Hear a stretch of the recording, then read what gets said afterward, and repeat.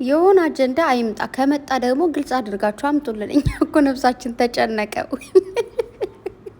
ዛሬም ሊፈጠር ነው፣ ነገ ምን ሊፈጠር ነው? የነገሩ እውነት ነው ውሸት ነው እያልን እንቅልፍ ሁሉ መተኛት አልቻለም። እና ነገሩን ወይ ግልጽ አድርጋችሁ በድራማ መልኩ አምጡት ወይ ደግሞ ምናምን አይዶን ነው ምንድን ነው ነገር ይሁን ያለው ነገር እየገባኝ አይደለም። እውነት ለመናገር ደግሞ አንድ ነገር መናገር ፈልጋለሁ ወይ ደግሞ ልጠይቃችሁ። ጥያቄ ነው የሚባለው ይሄና በጣም ብዙዎቻችሁ ከልጅቱ ጎን እየሆናችሁ ትገናኛላችሁ። አብርሽ እየተቻችሁት ነው ያላችሁት። ከዚህ በኋላ ብዙ ሴቶች ይመጣሉ እየተባለ ነው እንዴ። ምንድን ነው ዌልካም እንላለን። ምንም ማድረግ አይቻልም። ያው እንግዲህ እንደ ሰውኛ ስሜት የሚሰማን እየገለጽን እኛም እንቀጥላለን ማለት ነው። ደግሞ ማለት ዛሬ እንደው ምን ተፈጥሮ ይሆን እያልኩኝ ስንገለከል ነበር ዩቱብ በሉ ቲክታክ እና ምንም ነገር የለም።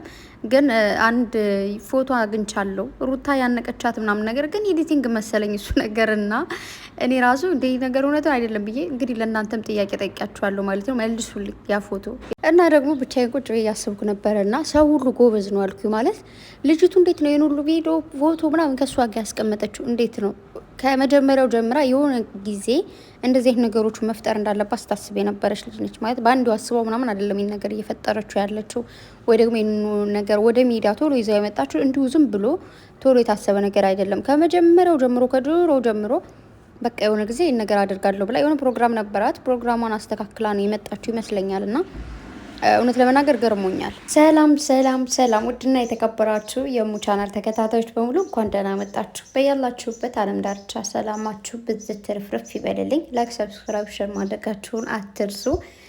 እንግዲህ የሰሞኑን ግርግር እንዳያችሁት ነው።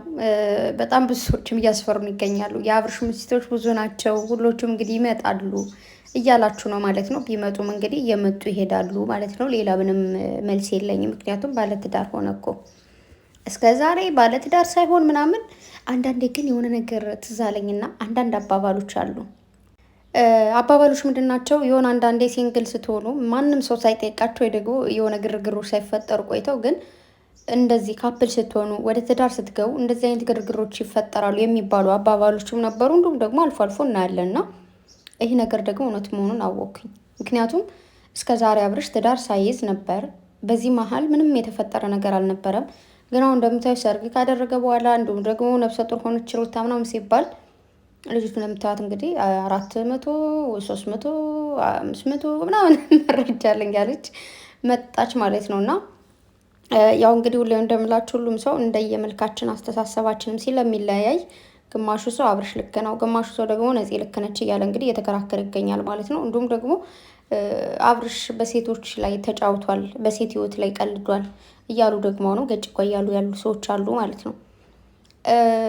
እውነት ለመናገር እንደ ሰውኛ ስታስቡት ልክ የሆነ ሰው ከብዙ ሴቶች ጋር ወይ ደግሞ ከብዙ ወንዶች ጋር መሆን አለበት ብዬ አላስብም። ግን ደግሞ አንዳንድ ሰዎች ደግሞ ወደው ፈቅደው ፈልገውት አይደለም ከዛም ከዚህም ሰው ጋር መሆኑን ግን በቃ ማይሆናችሁ ሰው ከሆነ ከእናንተ ጋር ማይሄድ ሰው ከሆነ ግዴታችሁ አይደለም ከዛ ሰው ጋር መቀጠል አይደል እንዴ? ማንም ሰው ግዴታው አይደለም ከማይፈልገው ሰው ጋር የመቆየት ግዴታ የለበትም። ማይፈልገው ቦታ ላይ ማይፈልገው ሰው ጋር ማይፈልገው ሁኔታ ላይ ማይፈልገው ስራ ላይ እኔ የትም ቦታ ላይ ይሆን ማይፈልገው ማይመቸው ነገር ከሆነ ያን ነገር የመራቅ ወይ ደግሞ ከዛ ነገር የመራቅ መብት አለው፣ ሙሉ መብት ማለት ነው። ሩቲ እንግዲህ ወደ ትዳር ሊያመጣት የቻለው ከትዳር ሊደርሱ የቻሉት ብዙ ነገሯ ስለተመቸው ነው። ገባቸው? ከዚች ልጅ ጋር ወይም ደግሞ ሌሎች ጋር ከምትሉት ጋር ደግሞ ያልቀጠለበት ደግሞ የራሱ ትልቅ ምክንያት ሊኖረው ይችላል። ወይም ደግሞ ፍቅር ደግሞ ላይሆን ይችላል። ግዴታ የሰው ልጅ ፎቶ የሚነሳው ወይ ደግሞ የሆነ ነገር የሚያደርጋቸው በፍቅር ብቻ አይደለም እንዴ። ብዙዎቻችን ከሆነ ከጓደኛ ከጎረቤት ብቻ በሆነ አጋጣሚ ከሰው ጋር ፎቶ ተነስተን አናውቅም ማለት ነው። ግን አሁን ላይ ያለ ፍቅር ወይ ደግሞ የሰዎች ግንኙነት ሁሉ ግራ ይገባ ነው ማለት ሰው አብሮ ፎቶ ከተነሳ በቃ ፍቅረኛ ልጅ ምናምን የሆነን ሰው የሆነ ጊዜ ያን ሰው ለማሳቀቅ የሚጠቀሙበት ነገር ነው። አሁን ላይ ግን ማለት ሰውን ፎቶ ለማንሳትም ሆነ ከሰው ጋር ፎቶ ለመነሳት በጣም ከባድ ነው ሁኔታው ማለት ነው። ጥንቃቄ ማድረግ አለባችሁ። ምክንያቱም አንዳንዴ ህይወታችሁ ላይ ከእናንተ ህይወት ላይ ደርሶ ሳይሆን መማር ያለባችሁ ከሌላ ሰዎች ጋር መማር አለባችሁ። ገባችሁ አይደል? እና ሌላ ምን ልላችሁ ፈልጋለሁ መሰላችሁ? ሩታንም ሆነ አብርሽን ደግሞ ለመናገር አትቸኩሉ። ምክንያቱም እንደምታዩት አብርሽ ሩታን በክብር ነው እየተቀበላት፣ በክብር ነው እያኖራት ያለው።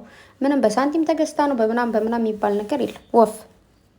ምክንያቱም በደንብ ሁሉም ነገር ሶሻል ሚዲያ ላይ እያየን የመጣ ነው ነገር ስለሆነ ከዚህ በፊት አብርሽና ሩታ ቤተሰብ አልቀበላቸው ብሎ የሆነ ቦታ ሄዱ እንዲተመለሱ ምናምን ሲባል ራሱ የትም አልነበረችም ይችል ዛሬ ላይ መጣ ምንም ልታወራ አትችልም።